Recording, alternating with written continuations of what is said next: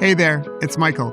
Welcome to Whole Again, the show that can help you navigate today's uncertainty with more mindfulness, resilience, and grace. In this episode, I'm so excited to share my conversation with Jennifer Brown with you. We talk about the topic we love to hate, change. As a member of the LGBTQIA community, Jennifer has been a longtime advocate for inclusion and belonging at work and society in general. She is a sought-after speaker, a prolific author, and she has a new book out called The Shape of Change. She also happens to be one of the amazing humans that blurbed my new book that I co-authored with Dr. Sean Andrews from the University of California at Irvine, The 5 Levels of Male Allyship. And now it's a bestseller. And it's most popular for people who care about business diversity and inclusion, which I probably don't have to tell you, has seen an aggressive backlash starting in 2025. Now, this was the work Jennifer was really passionate about. And her book, The Shape of Change, that just came out, really speaks to changes that we all go through, changes in the work of creating better work culture. Now, some will say that DE&I efforts are too woke, and I will be the first one to say that many of the initiatives, especially since 2020, missed the mark. They actually missed the mark badly. And we didn't include half the population, at least from my humble opinion. That's one of the reasons why Sean and I came out with our book, because we want everyone to be involved. And we need to lose the shame and blame that keeps us separated so we can find a way to become whole again. In our conversation, we move beyond simply talking about leadership in DE&I and the programs that I just love that Jennifer put forth. She's one of the people that I think really got it.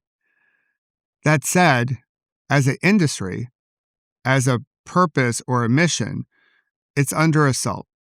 And we dive into deeper conversation, really what it means to change, what sparks change, especially when old structures no longer fit. We explore nature as a teacher because I believe that nature is medicine. More on that to come as we go through spring and into the summer. We also talk about the courage to let a familiar identity be, or simply let it go, and how to move forward when we don't have clarity, when it's still uncertain, as it is today. If you've ever felt like you're in a season of change, given all that we're going through, well, this conversation and Jennifer's teaching, I believe, could just be the thing you most need to hear right now. So if you're ready, I'll invite you to take a generous breath in and a releasing breath out and settle in and get to know Jennifer Brown.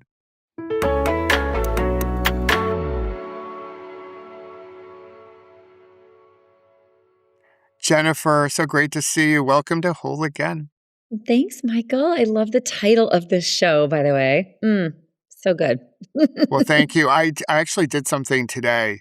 I got my vanity license plate, or ordered it, from the state of New Jersey, and I was able to get Kintsugi, which is really cool. I was totally stoked. I had this desire because we have a few, I guess they call them vanity or special license plates.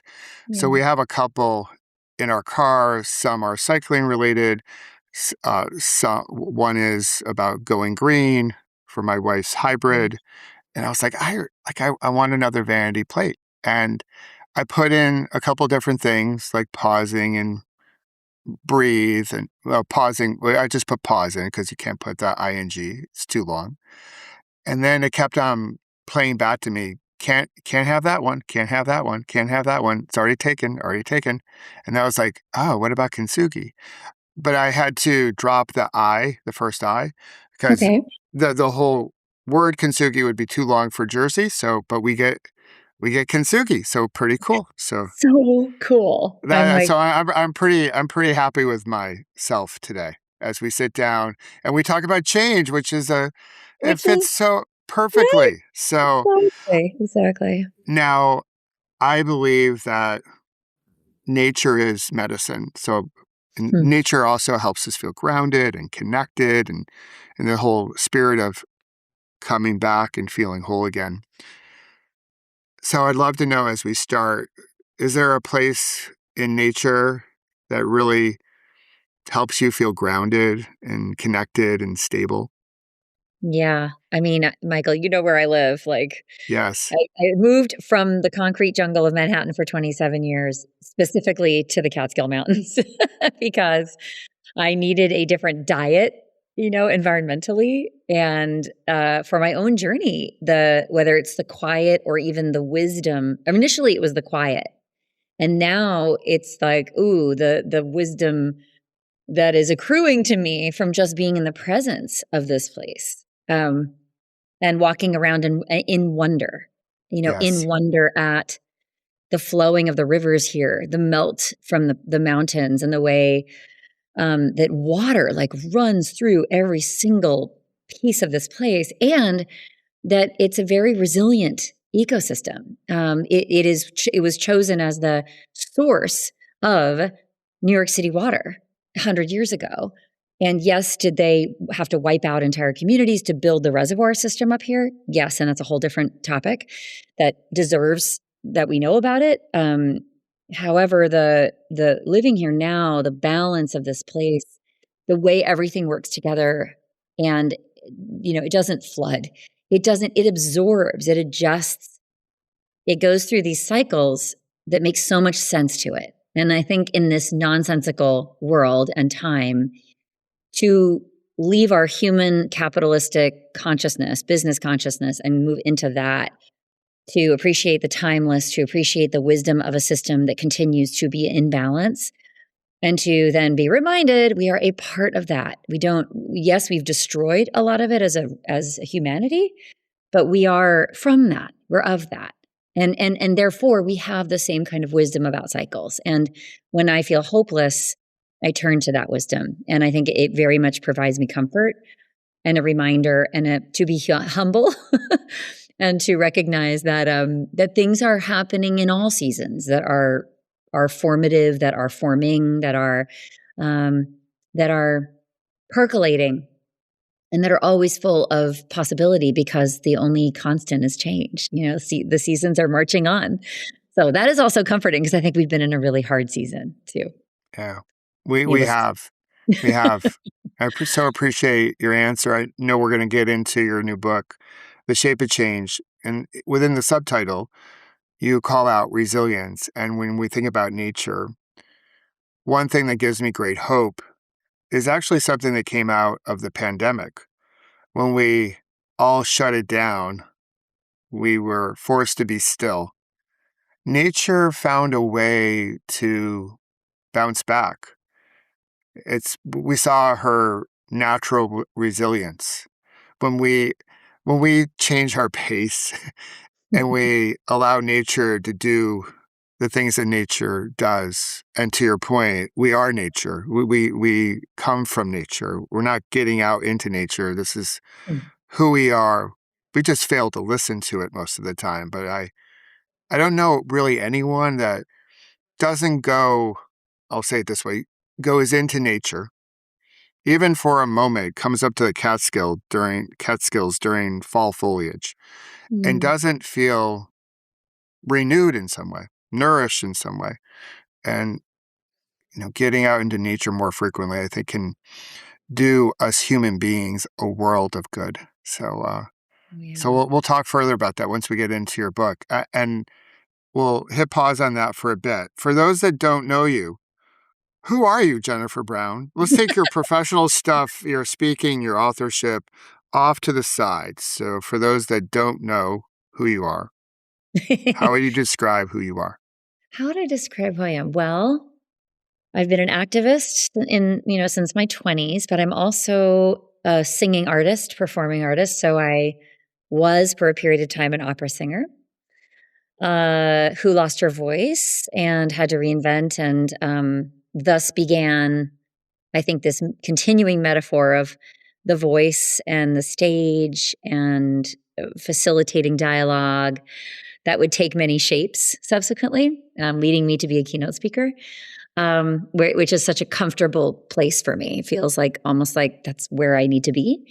And the other part of who I am is is being in the LGBTQ community. And speaking of voice, speaking of agency, speaking of the courage to be authentic, I struggled with that as a performing artist because there was no one I could look to that was out. And then in the corporate world, I think I have been living into reconciling all of that, and pretty fearlessly now. So that's been a super formative journey with the voice as well. And to bring voice to the voiceless and to what hasn't been voiced in systems that has not been attended to, cared for, who has not been cared for, who has not been catalyzed and really nourished and nurtured by the systems. And the question is now I'm kind of really revisiting things because of, the wisdom is coming every day, right? About like, wow, what happened? Like, what did I just spend the last 25 years of my life doing? And I think in the light of day now, with perspective, I was really trying to change a system that didn't want to change and was deeply entrenched and had extreme wealth and power. And when I was younger, I really wanted to fight that and really go up against it. And I think I am reevaluating where I can be best of service, and also what's not going to exhaust me. And so when I describe my quixotic quest to, battle it out, to be heard, to be seen, to enable others to feel seen, to protect, to challenge, to tell the truth, to afflict the comfortable, as they say, that almost feels in the light of day today with everything that's happened, like my younger self. And I am approaching things with this break. You said the stillness, right? The stillness is so critical. And the book talks about this, that things have to be stopped because we don't want them to stop. We are going to fight tooth and nail just to keep pace, right? To keep distracted, to stay on the surface, to keep things status quo. But when you are truly stopped in your tracks, like I have been, and my entire field and my last 25 years of work, it forces a level of reckoning and hopefully wisdom uncovering that equips you for the next. You cannot tackle the next without a deep kind of reconciliation and, that begins with a breakage. So, otherwise you're just kind of, moving the deck chairs around, so to speak. And I have to be grateful for what's happened and who did it to us, for us, I don't know. I mean, I've moved from victim to anger to all the stages of grief, to why me, to why us, why this work, it doesn't make sense, whatever, bargaining. And then acceptance and appreciation is, I think, where I am most days, not all days.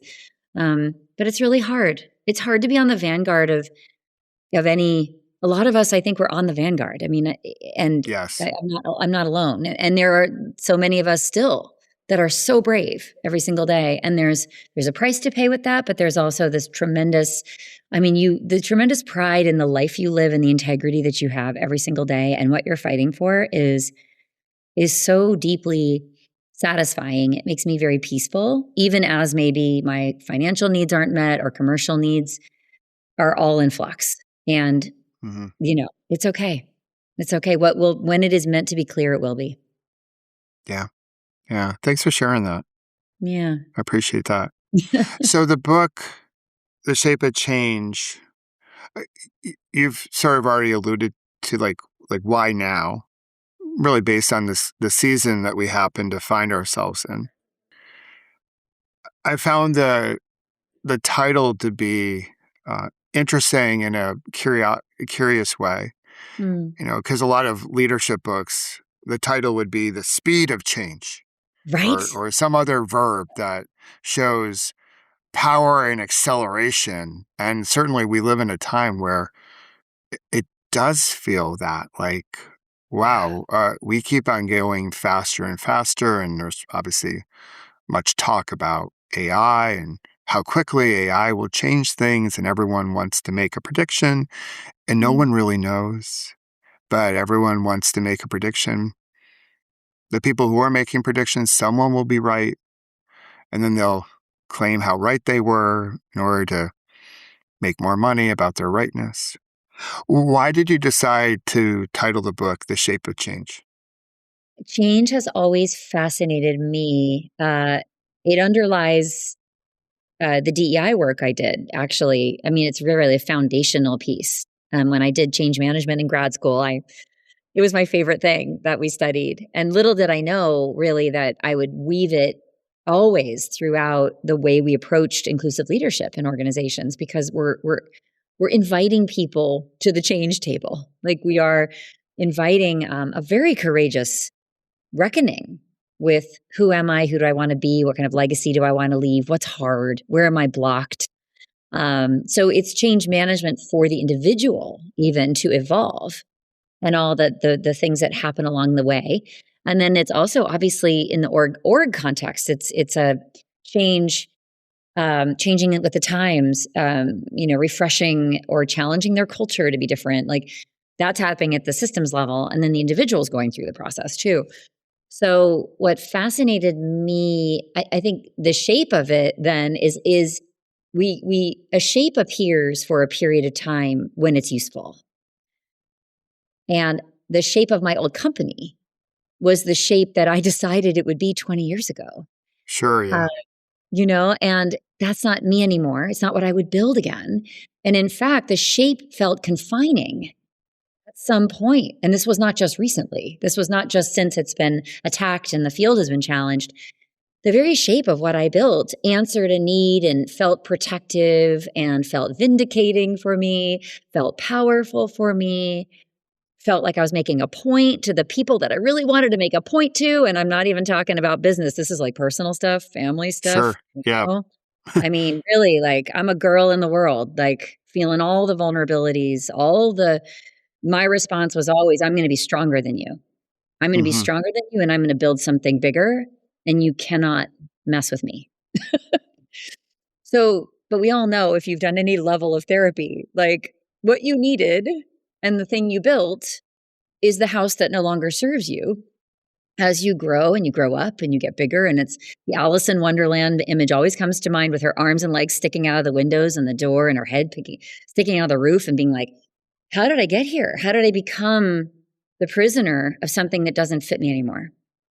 So the shape, allowing that shape to dissolve, regardless of what happened to my field and to, like, the career that I'd built, that was the forcing function. Like, that was the instigator of the breakage. But my job was to surrender to that process and surrender the shape.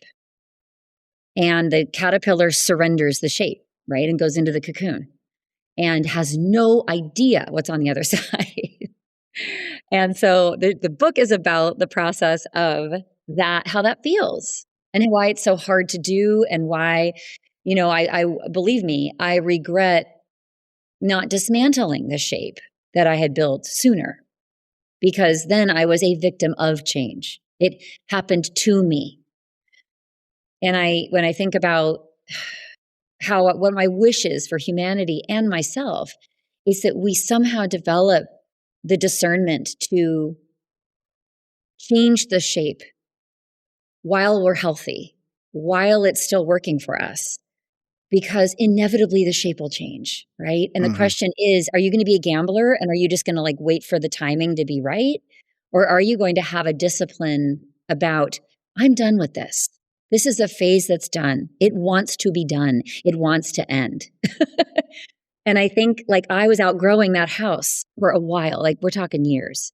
Sure, yeah, So, yeah. because I don't know if any of us are really I don't know if any of us are really meant to be in the same career, in the same shape for years and years. Like, that's kind of a vestige of, I think, old generational stuff, right? Right. We're Gen X. Probably I'm not making an Yep, assumption. we're Gen X, but I think you're right. Like Women. there's past generations of like I I do this job, Yeah. I give loyalty to the company. The company promises a pension in return, and I live my life. I retire at such an age. Social Security was set up at a time when people lived to 67 years old, not 65. Right? But not beyond that, right? So you retire at 65, Social Security bet on like you're only going to live for a couple of years, right? Wow. It's amazing. But I think Uh, it was like this is what you do, right. and Right. generations went on, and then I think what's happening now with we'll call it Gen Z is they've seen our generation, the Gen Xers, sort of following in the footsteps of their older boomer parents to say, okay, this is how it works. You get a job, you stay at the job, you get a pension, they take care of you. You give your loyalty, you go above and beyond. And Gen Z is saying, hey, listen, mom, dad, I saw how you gave everything to your company. You worked around the clock, you were constantly connected to your computer. And then all of a sudden, the company decided you no longer were needed. And like, we're not signing up for that. Like you gave all your loyalty, and then when it came time for the company to give loyalty back to you, they were not there. And so Mhm. I see that fracturing as far as like the sensibilities is like I'm learning from my Yeah. elders. I'm not going to write that same story. Thank goodness. Thank goodness. Yeah. Yeah. Yeah. It's highly disruptive, but yeah, thank goodness, right? And the fact that they come and go like that from their employment based on values, based on, the health of a culture and the everyday experience, all that is really putting pressure on companies to create a better experience, right? To be more accountable. I do think we're in a moment though of the power shift having shifted to employers again versus where I would say we were maybe 5 years ago, where the power shifted to the employee. Sure. Yeah. you know? But that pendulum is gonna swing back and forth, and it will swing again. But I do believe, though, look, companies can't exist without a consumer base and without human employees. So the question, remains for now, how are we intelligent about these and culturally competent about these demographics that we are selling to? And, do we want to ignore that? Does it matter to us? Do we think it has anything to do with innovation or, the bottom line? And some companies get it and some don't. But most, I think, do get it. And they may just not be talking about how they get it right now, but they are absolutely still in the same conversations about that as they should be, because the world is changing. And yeah. Yeah, they just relabeled it from diversity, equity, inclusion to culture and talent to employee experience. I, I think most company leaders believe what Peter Drucker believed, that culture eats strategy for breakfast, that you can't do anything by yourself. You need a connected team. Businesses love to use sports analogies, and so there are a ton of sports analogies about togetherness and unity and teamwork and bringing together different skill sets. Not everyone plays shortstop. There are 9 positions on Mhm. a baseball diamond. So the need is still there, even though the winds may have changed direction. So when it comes to change, this is one other thing I'm curious about from your perspective, because I read in the book, you just referenced it, just the whole chrysalis theory, caterpillar, Mm. goop, butterfly. In your opinion, and also from a Kintsugi perspective, the pottery breaks. Mm. It has to find a way to come back together. Do you feel like someone has to go through a great deal of suffering, coming from a mindfulness space, there's suffering in life, there's pain, there's dissatisfaction, however you want to say it. Mm. But does it have to be so strong that it really does wake you up before you're able to make the change? Like, Yeah. how do you, what's your take on the level of pain necessary to make change move forward, if that makes sense? Yeah, no, it does make sense. I think about it a lot. I just I don't it's sort of that urgency, like change management is like they create the burning issue, right? If there's not a burning issue, how do you create Yeah, the the burning urgency? platform. Yeah, exactly. Like this is a question in marketing and branding and anything that kind of instigates change and people paying attention and this sort of if we don't do this, then what, right? And sometimes you've got an external catalyzer for that, and sometimes you have to kind of create or find a unifying thing that gives energy to it, fire to it, right? Um, I guess for us people, humans, I would wish for all of us that it's weird. Like I'm of two minds. Like I don't want breakage for everybody. Like I don't want Humpty Dumpty to have to fall off the wall and shatter into a million pieces. And yet, if we look at nature, how severe winter is, and yet the resilience that it builds, you have to sort of wonder with humans, is it something you can somehow learn to welcome in? I know we're afraid of it too, right? So we avoid it. We avoid the deep, unsettling questions or the big choice, right?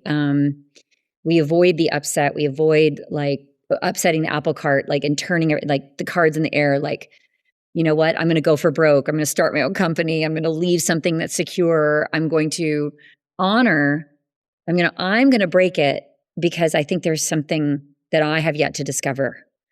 And I know that I won't do that work, that discovery work, if something doesn't change in my day-to-day life, right? And so I don't know if the breakage has to be so like physical or economic or whatever, but it does kind of beg the question, especially us older generations, we're not as agile to change, I think, maybe as younger generations, and we get set in our ways, we get used to things, we get spoiled with our material goods, we assume that the salary is always going to be there or just whatever. And I think this is like a Rumpelstiltskin, like waking up, kind of hold on, like none of this I can count on. And if that's true, how am I laying the groundwork for like something else in its place? And how much time can I devote to that when I'm so busy keeping all the plates spinning in the air of the old thing? And so I don't know. I guess it's up to each one of us to really assess that and to say, if I don't break it, it's going to break for me. That's a question, right? To just sit with. If I don't proactively push myself off the wall, that beautiful piece of pottery will never be created of me and the pieces of me. It's like we have to disassemble to assemble again. Yes. Into something very beautiful and unexpected, like the butterfly. So, but breaking your life or breaking your career or ending something and leaving it, or proactively saying, I had a great run and the sort of days are numbered on this. And anybody that's looking right now at the world has to be saying these things to themselves. Like, I fear that if I stay here, I will not be developing the whether it's the skills or the strategies or the whatever that I'm going to need for the next. Like, the degree of change is so fast that I worry about anybody that's been in the same form or shape for a long time. Like, it's hard to innovate from that place. So I think you've got to bet there's a risk reward here. But I don't know. It's such a great question. I want to know what you think about that. Like, how would you answer that question? Yeah, the reason why I love asking this question because I get asked this question all the time because of my original big accident that I've labeled my last bad day, nearly lost my life. SUV hit me head on riding my bicycle, when I was out in New Mexico for a company offsite meeting. So like life was pretty good. I was 33, had a pretty good job in pharma, marketing director. I was doing the thing. I was doing the thing that I was supposed to be doing. At least that's what I thought. And Right. then the accident happened. And then I literally got broken in multiple places and shattered in the whole shebang. Mm. So yeah, I've been asked like, well, do you need to go through something like that to bring about change? My feeling is no. And the part of why I say that is that, my story, like I broke, and then I was fortunate enough to recover in the way that I have, and then I get to share the story, Mm. creates a bias that, well, if you break like that, and if you do these things, voila, you'll be a new person. But not everyone that goes through that makes the change. I could have easily, at my pivot point, and my threshold, as you write in the book, decided, well, I'm not going to take the path that I eventually took. I'm going to go down the path of being a victim. This was so unfair, and never heal. My pottery never comes back together. There is no kintsugi. And that happens all the time, right? So we have bias that's set up in just our overall narrative of how we talk about things in society. So I don't think you have to go through that level of discomfort. I think there has to be some level of discomfort. A change formula I used a lot in my corporate days was D times F times V has to be greater than R. I'm not sure if you know this formula. No. So there's actually two people. I'm going to give proper credit in the show notes. But as we speak right now, I forget who I should give it credit to. It's not my formula, although I've adapted it a bit. So Hmm. the D equals dissatisfaction. Okay. So you have to have a certain level of dissatisfaction with the current state. That could be a burning platform, or it could just be a hot platform. You saw injustice in the world as a 20-year-old, and you're like, hey, I'm dissatisfied with this system, people. Yeah. Through the multiple lenses that you view society, you're like, unacceptable. We're gonna speak up and speak out, right? So Hmm. Hmm. dissatisfaction. The V is the vision for the future. Where do you want to go, right? I'm gonna put words in your mouth. Correct me if I get these words wrong.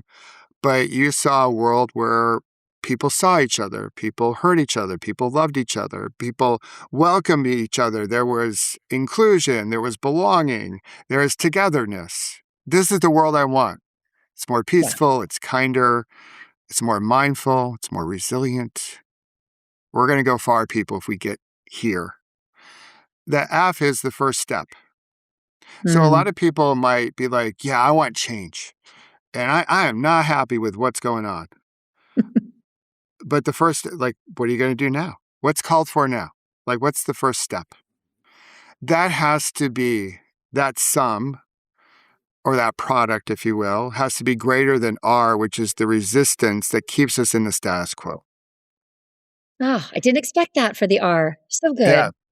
Love it. Now, I've put some parens around the D times F times V, and in parens, it's the power of P. I'm a cyclist, the power of the peloton, the power of community. So when you have a Mm. community coming together that is dissatisfied, that knows where it wants to go and knows what first step to take, that becomes even more powerful than the resistance that keeps us in the status quo. That's for sure. So, so I think about this. I think that the dissatisfaction has to be there. The vision for the future has to be there. Hmm. And we need to know what's the first step and maybe the next step. So I see like our current environment is that in certain parts of the population, Hmm. because some people think like what's happening is, well, this is pretty good. Like, True.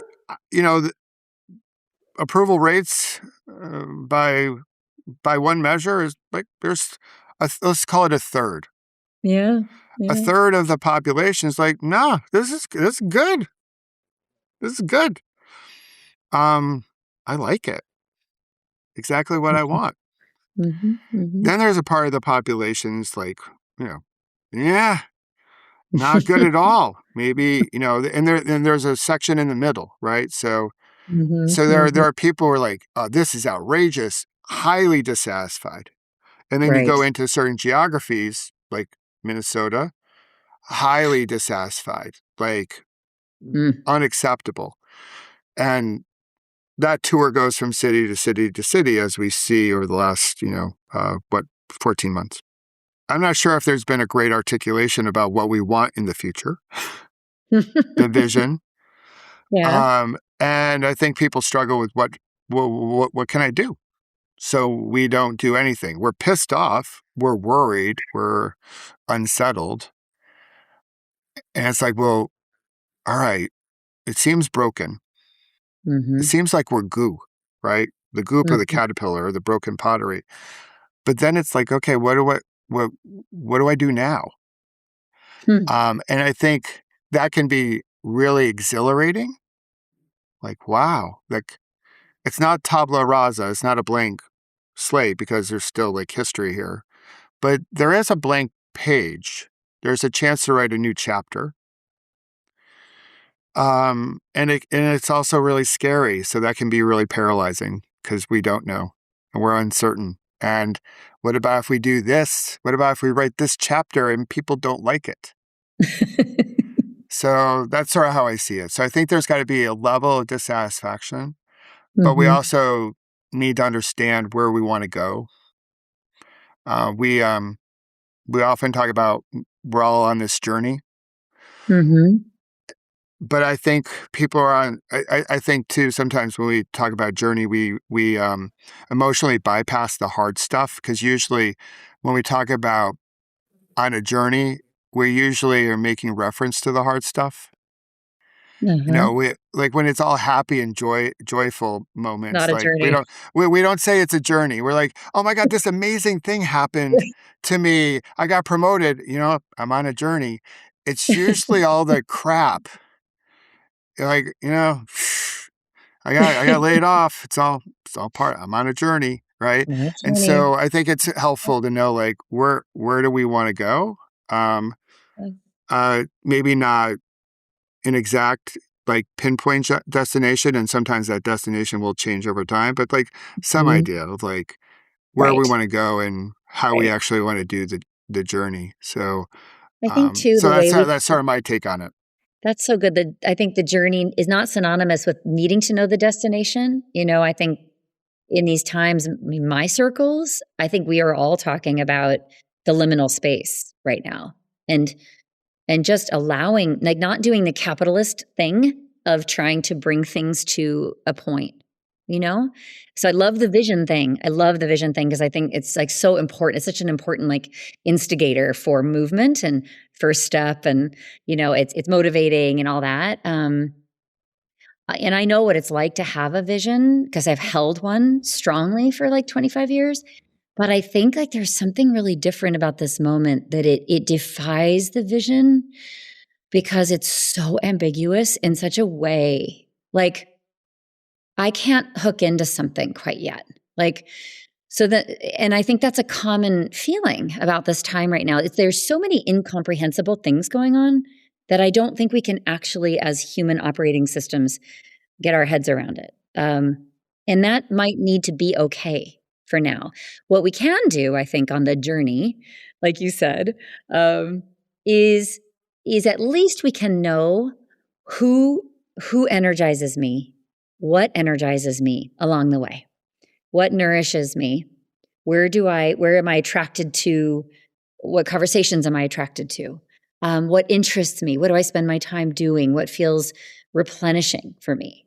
So while we don't know how this is all, it's the liminal space, like it may not want to be understood at this moment. It feels very much to me like that because look, I every day I ask for clarity because I can't work You without and a me vision. both, Jennifer. You and me both. I'm like, You're I like, check the come on. mailbox every day. I'm like, did the UPS deliver any clarity today? I'm like, give it to me. Like Is there a drone FedEx. is coming? Like, Yeah. what's happening? Jeff Bezos, are you listening? Anyone? Anyone? Yeah. Yeah, it's that moment. But I do think maybe that is part of what this moment is meant to teach us, is that traditional, that want for clarity and direction to be given to us is part of what's being challenged right now.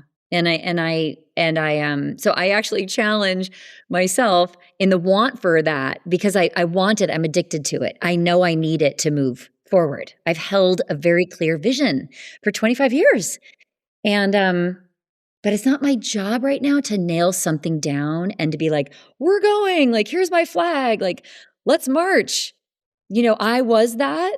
And I just think that leadership in general, and this may be the thing we're percolating on, is that it needs to be different. Like it just, this time is meant to kind of slow us down to the extent that we are literally like, how comfortable are we in pieces with no form?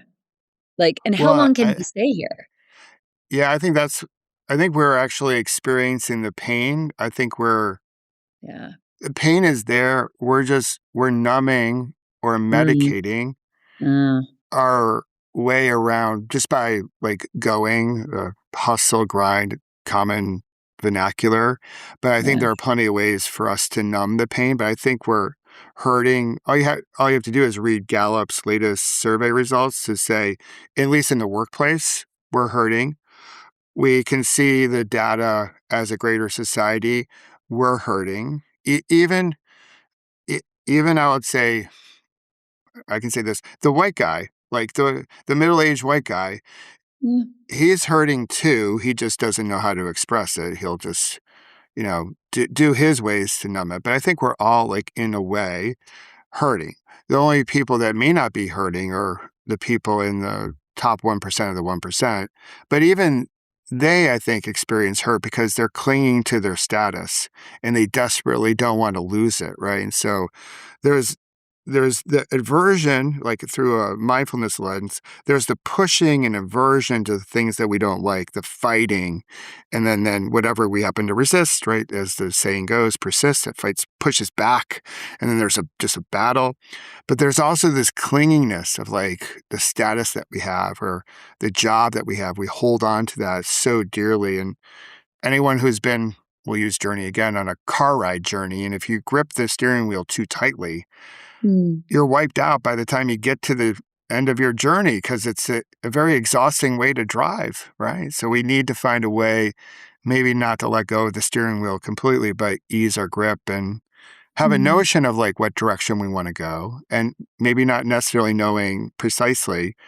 Yeah. So we can take some movement that maybe aligns to all the wonderful virtues and qualities that you speak about in your book to say, okay, well, we may not know exactly what all this is, but we know how to take steps forward, steps that help us create some stillness, or thoughtfulness, or reflection of how we want to show up and how do we want to treat each other in a time where we wonder.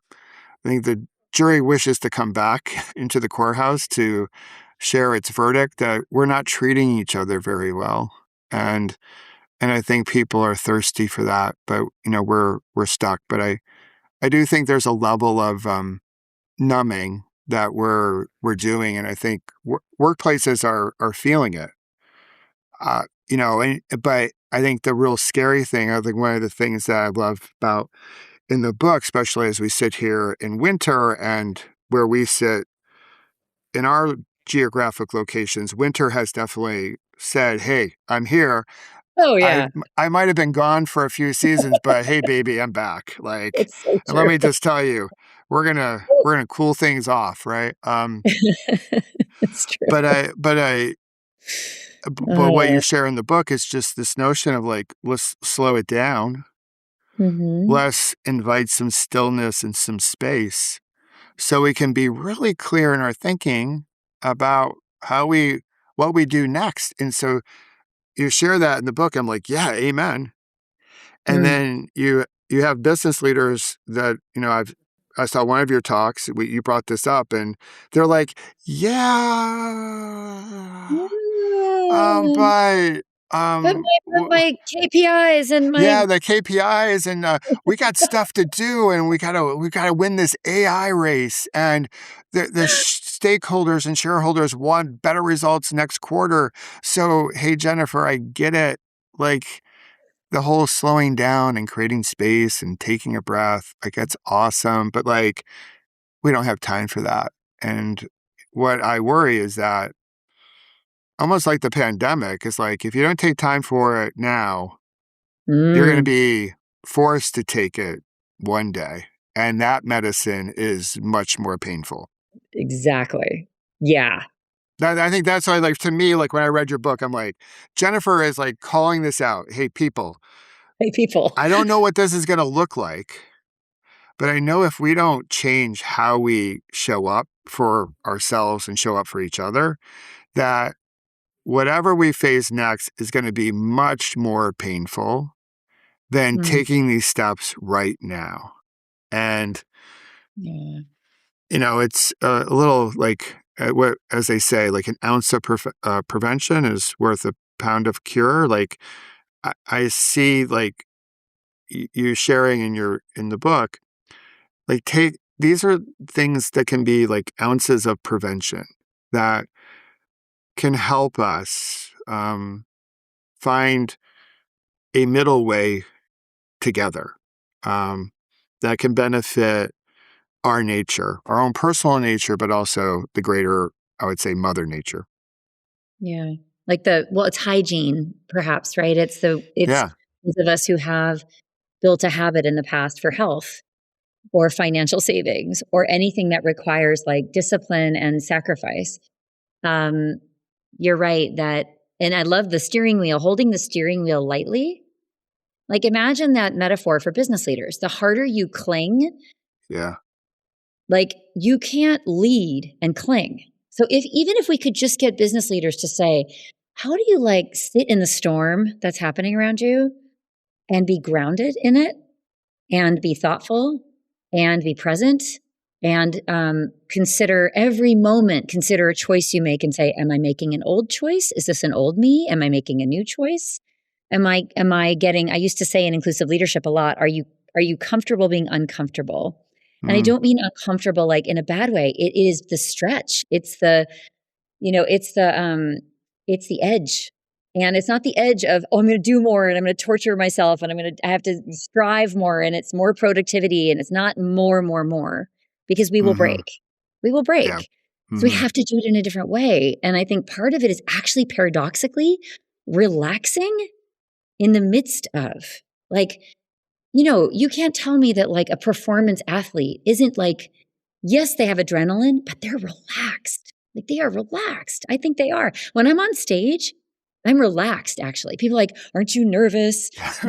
Whatever. And I'm like, actually, I'm like so at home. You watch my blood pressure when I'm up there or my pulse, I'm completely in the zone and I feel so wise. I feel really powerful. I feel really steady. And I feel that I can access my best. And it is in a situation that is in very, very pressured. So I wonder, you and I are both kind of performance athletes in that way. Like we know how to handle those moments. And but the response is not holding tighter. It's not pedaling faster. It's not like me like psyching myself up and jacking up my nervous system and putting myself into fight or flight and all of those things. It's actually relaxation and trust. I mean, there's a lot of trust in that. There's a lot of faith in that. I mean, what I'm saying isn't easy, but it is tapping into a different way of operating that takes care of your system and your internal system, and then also prioritizes the systems of others and make sure that there's like a health to it. There's a balance to it. And otherwise, people are burned out already. I mean, you said it, like the numbers show, the data shows that like everything is breaking. Way worse, it's getting worse. So trust has been broken. People feel overwhelmed. They're not happy. They're suffering. They're in fear. I mean, honestly, it's even more than suffering. It's like fear. I mean, I think fear is corrosive Mm, and people are in fear. The Maslow hierarchy right now, like they're in fear of like, this is not just even, this is why it's so interesting what we're going through, because this isn't just like the top of the pyramid of self-actualization. Wouldn't that be nice? I think it's literally food, shelter, water, feed my family, this career that I've built. Is it all just going to come down when a company sort of capriciously decides that like my job doesn't matter anymore? This is what we're dealing with. And yeah. Amen to that, Jennifer. I think that's the real stuff. I think the Instagram reels of people with great privilege going off to Costa Rica and finding their great awakening or whatever, just as an example, that is a sliver of like what's out there. I think for most people, it's, to your point, the basics. Like, how do I get my kids through college? Am I going to have a job? If I send my kids to college, will they have a job? My parents are getting older and no one gave me the playbook of how to parent my parents. And oh, by the way, that's expensive.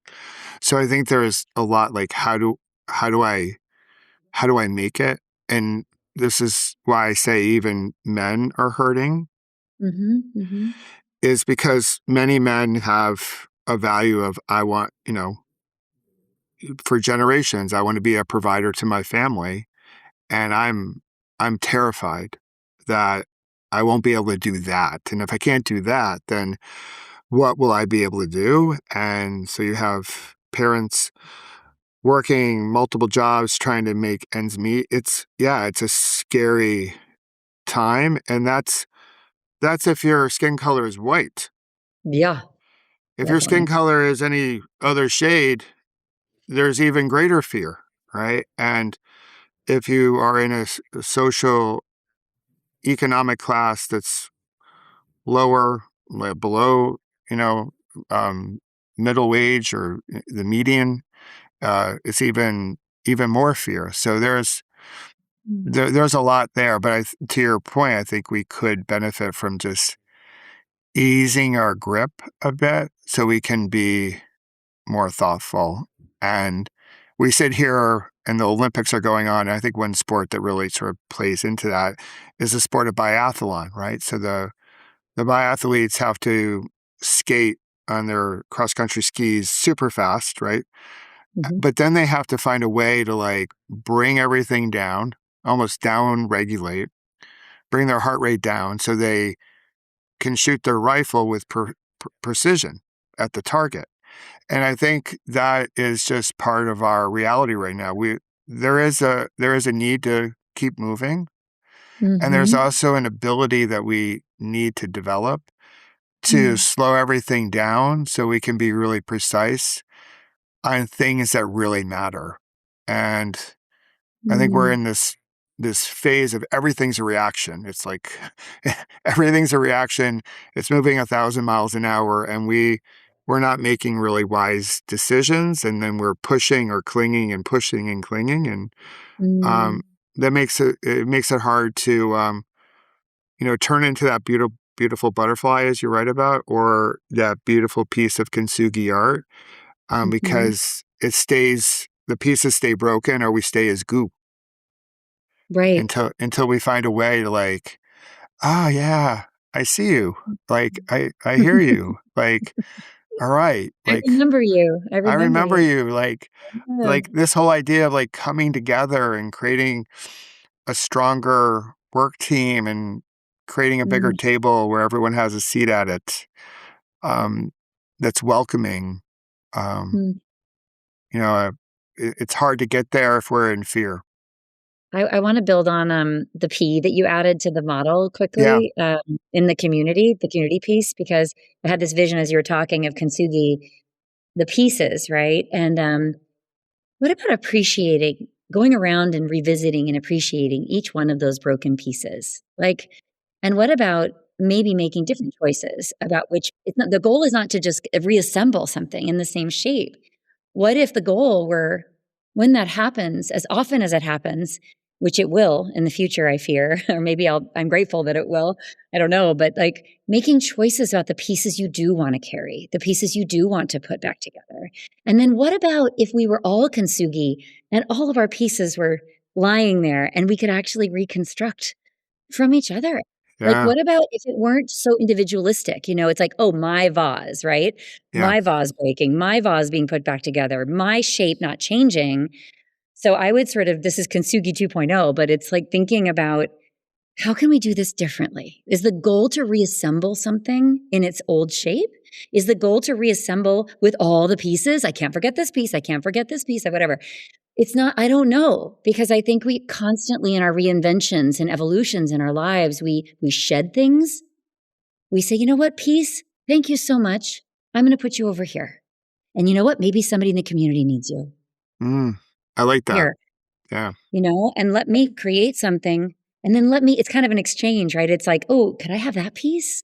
Here's one piece of my, right? Whatever. Like, it's so much more mutual and it's a group effort because we also have to really like remember, like, we are here for each other and we do not use each other. We don't in meaningful ways. And we don't remember that each other are here. Like, I just think this society does it to us. It isolates us. We, unwittingly, it's not our fault. We've been separated from each other. Yes. So, anyway, I just had this vision as you were talking of like, does every piece matter? Is that the point? Am I just recreating the old shape? Like, yes, is it beautiful in a different way? Yes. But I don't know. Does it go far enough? I think it's a really good question. I've sat with that myself, just, as I see, Mm. like I have my Kintsugi bowl right here on my desk. It started as a bowl, it goes through repairs, it's same pieces, just, so I think the wonderful thing about all this is that there are bits of like all these different metaphors that we can really use to sort of shape our thinking. And I love that. I think there is a community piece to this. And I don't think we need to bring everything forward. There's a great Buddhist story about letting go of the raft, like a great traveler. In short, a great traveler, she's traveling, she reaches the body of water, she builds a raft, the raft helps her get across the body of the water. And then she's faced with a question. Um, what do you do with the raft? Because the raft was so essential for her to continue her journey, as we've talked about journeys. Does she carry the raft with her over the land, which is really heavy and cumbersome? Or does she thank the raft for doing its job and let it be? Right. So I think we all have things, and what Buddha talks about is like sometimes even the Dharma, the stories, the sutta, sometimes we need to even let those things go, like certain beliefs go, certain stories go. They served us to this point, and now we get to come up with new stories, and we let the raft be. And Mm.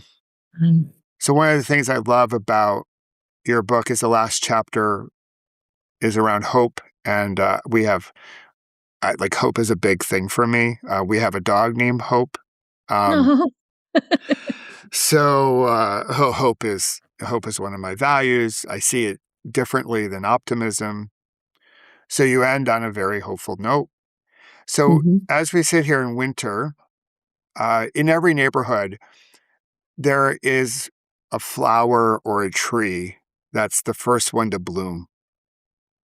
It's the first sign of spring, right? So in every neighborhood, in any town, we know, like, okay, we know spring is coming because this one particular tree on our block is the first one to start to blossom, or the daffodils come up for the first time. So when you're thinking about, obviously, this season of, we're in winter, it's somewhat dormant, it's asking us for us to be thoughtful. What are the signs of spring you're looking for?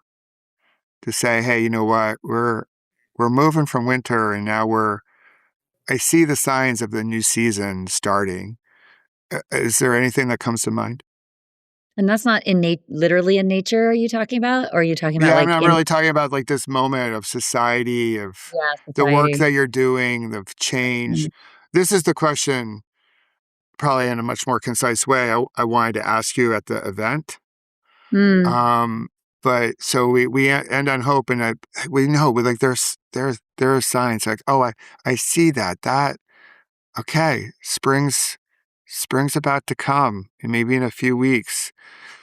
So is there anything that pops up for you? Well, I mean, I have to reference I have to reference like the joy that for example, the protesters all over the place have been accessing, the way the protests have been going of celebration and art and music and joy, like joy in the midst of the pain.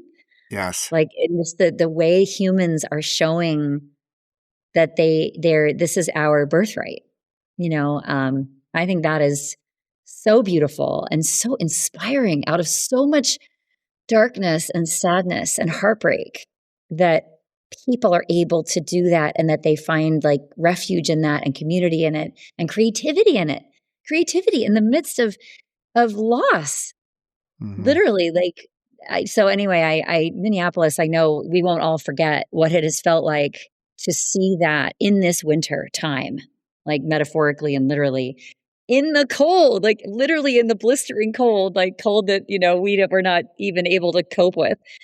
That's just incredible that the monks that are on the walk for peace, they're coming into Washington, Yeah. D.C. in a couple That's days. Like, incredible. Yeah. I mean, every day I watch that and listen to the way they understand talk about journey. They understand their journey, why they undertook it, what it means, what their message is for us. So I think there have been these beautiful tendrils for these gifts that we've been given to see humanity, like to see it and be reminded like what we are really made of and what we're capable of. And when push comes to shove, that we tap into these unexplored reserves. And I hope we all feel and remember that we have those. It's like the caterpillar. I just was talking to somebody about the imaginal cells are in the caterpillar soup. When everything else dissolves, the imaginal cells like find each other, and that's the intelligence that comes together and actually like is the blueprint for the butterfly. Mm-hmm. Yeah. And we that belongs to us. We actually know in a very like indigenous way, like how to do that. We Yeah. have forgotten, and the system doesn't want us to remember, but we know how to get strength from each other, and we know how to celebrate in darkness, and we know how to celebrate the darkness, actually. So anyway, I think those are beautiful things that have kept me going. I mean, even just to date this episode, the Super Bowl halftime, I have to say, the joy of that performance was palpable, and it was a celebration of what's true, what's universal, and also remembering kindness is. I hope kindness is the way of the world. The arc of the moral universe is long, but it bends towards justice. I've had my own challenges with that saying recently because I feel sad and betrayed. I feel like I had a vision, and then there was somehow kind of it didn't happen in the way that I really wanted it to, I guess, as a result of my work, and that's that's ego based, that's selfish, that's, wait a second, it was supposed to go this way. And I believed this, and I've said, whatever we do, but I'm like, no, there's a long, long game unfolding, and I'm just a small part of it. It doesn't mean that saying's not true anymore. But it does mean that I maybe wasn't mature enough and wise enough to understand what was meant, the arc of a universe. I mean, that is a very long, unfolding, mysterious process. Mysterious. So anytime we think we know and we can predict, by the way, the destination you and I were talking about, the whole point is it's changing and it will change, and there's no way we can know what it is. So the vision is not the same as a destination. Maybe we really need to say what a vision is, right? The hope. It is the hope, but it isn't something maybe concrete. It's not, it's not a physical destination, but it is a compass, not a map, as I say in the book. And I love that. That makes sense to me. That gives me breath every day. Yeah. Yeah. So much goodness in what you just shared. Maybe Thank the you. arc twists towards justice and doesn't bend. So maybe it's like a pretzel twist. And we're just in one of those pretzel twist bends right now. But I do, to your point, Jennifer, I think when we look up and around, I had an executive client that I used to coach. He would talk about looking up, as opposed to looking down and looking down at his phone or looking down at device or what have you. It's like look up, look around.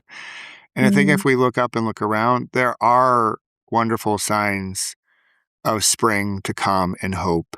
And we see it in the humanity that we all share. There is still goodness. And yeah, we can focus in on all the darkness, but one of the coldest, darkest places in this country, at least during the winter, is Minnesota. And I think Minnesota tried to wake us up Yeah. close to 6 years ago.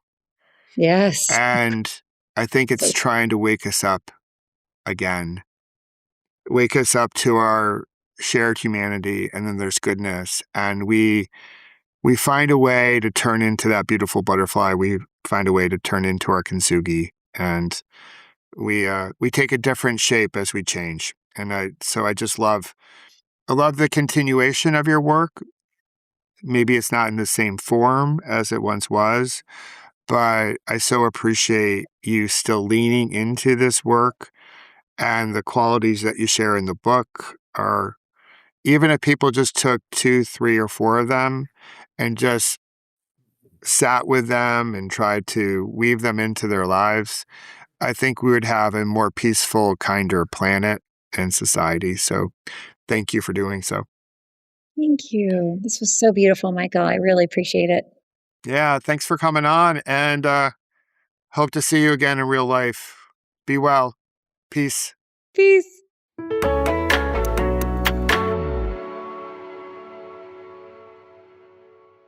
Well, there you have it. The shape of change. As I mentioned up front, change is a topic that we love to hate, but we simply can't escape it. In fact, we're all slightly different now than how we were at the beginning of this episode. I'd love to hear what you're taking away from what Jennifer shared. For me, I have 3. One is change isn't necessarily about speed, although that would be a great business leadership book title, especially in today's age. The Speed of Change, as I mentioned when I was talking with Jennifer. Jennifer reminds us that some change takes on new shapes. And sometimes we need to surrender the old identity so we can let growth happen. Our new identity won't become visible until we have the courage to shed the old one. The second thing I took away from our conversation and Jennifer's book, The Speed of Change, is that we don't need a destructive or catastrophic event like my last bad day to evolve, to change. But we do need enough awareness. We need to be able to open up our aperture and ask honest questions about what still fits and possibly what doesn't. The third thing I took away was something that speaks directly to what we're trying to do here on Whole Again and through our pause, breathe, reflect community.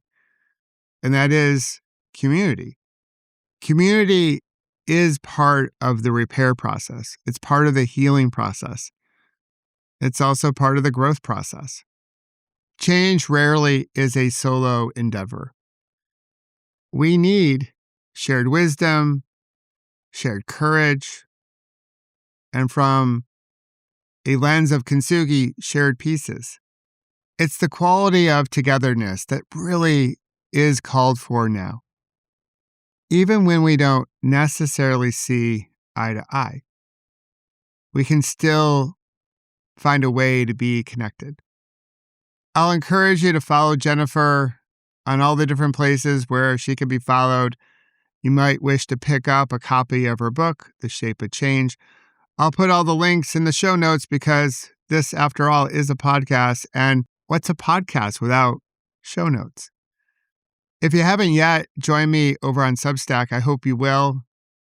The handle over there is Milkshakes with Michael. You'll find my writing over there, plus a live tutorial once a week, and live practices, live meditation practices that I host throughout the week. It's one way you can be part of our Whole Again and pause, breathe, reflect communities. Again, thank you for being here. And thank you for putting a beautiful ripple into the world. And I hope you'll continue to join Jennifer and me in creating better work culture. Because when we change how we work together, we can change how we live together. Again, thanks for being here. I appreciate you.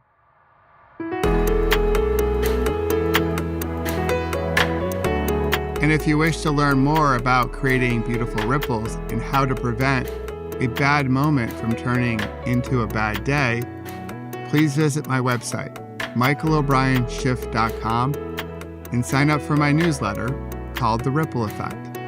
And join us each Monday, Wednesday, and Friday here at Whole Again and discover how you can heal, grow, and become more resilient, and celebrate our scars as golden symbols of strength and resilience.